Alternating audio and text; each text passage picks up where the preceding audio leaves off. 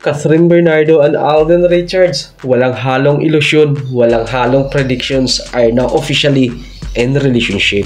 Sabi nga nila, kahit gaano kadulas ang palos, talagang hindi mapigil ang dulas. Madulas, first time mo. Madulas, first time mo. Madulas, first time mo. Madulas, first time mo.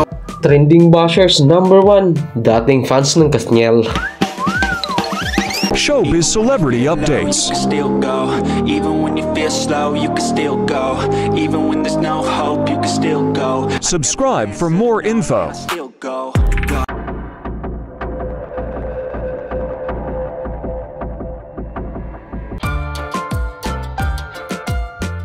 Madulas, napakadulas.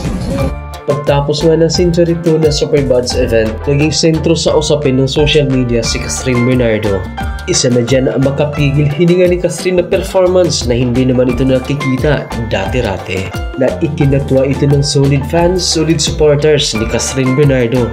Pero ang iilan, lalong-lalo na ang umaasa pa rin ng Kasniel ay mas lalong nanggagalaiti kay Catherine Bernardo. Halos puro negatibo ang nakuha ni Catherine Bernardo sa dati nilang fans ng Kasniel, pero wala effect kay Catherine ito. Pero syempre hindi naman magpapahuli at hindi rin naman magpapatinginag ang bagong pinag-uusapan sa balat ng social media, ang Kasden solid fans.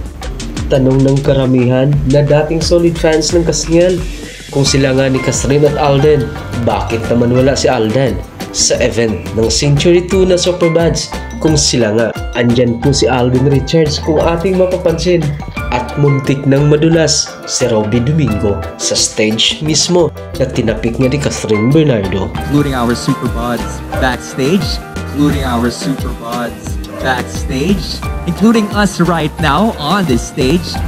Yes, tama ang iyong nadinig, nasa backstage. At andito si Alden Richards, andyan sa event ng Century 2 na Superbuds.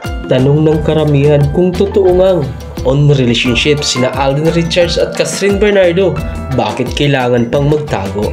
Na dati nang sinabi ni Alden Richards, kailangan din nating may privacy paminsan-minsan, lalong-lalo na in personal life. Sabi ng karamihan, hindi na kailangan pang ipagpaalam or i-public ni na Alden Richards at Catherine Bernardo dahil nakikita na ang katotohanan. At kamakailan lang, trending na trending sa ating Philippine showbiz na nangunguna dito sa Philippine industry ang kumakalat at nagiging top trending ito sa ngayon na pinag-uusapan na dati pa ay mag-una sina Alden Richards at Catherine Bernardo. At sa patuloy na pagpakilig ng karamihan at nakikita ang sweetest moment ni na Alden Richards at Catherine Bernardo, bigla ito nag-trend ng top number 1. Ang pinag-uusapan, dati nang nag-on sina Alden Richards at Catherine Bernardo, May 26, 2024. Hindi pa man inamin ni na Alden Richards at Catherine Bernardo at hindi rin natin pwedeng sabihin yun nga ay totoo dahil wala pa namang pahayag ang bawat karakter. At pag-isipan na rin natin saan nga ba galing ang predictions man iyan or emotions dahil hindi naman yan mailathala kung wala ngang nakitang katotohanan gaya na lang ng isang muntik ng pagkadulas. Including our Superbuds backstage, including us right now. Thanks for tuning in. See you for more updates.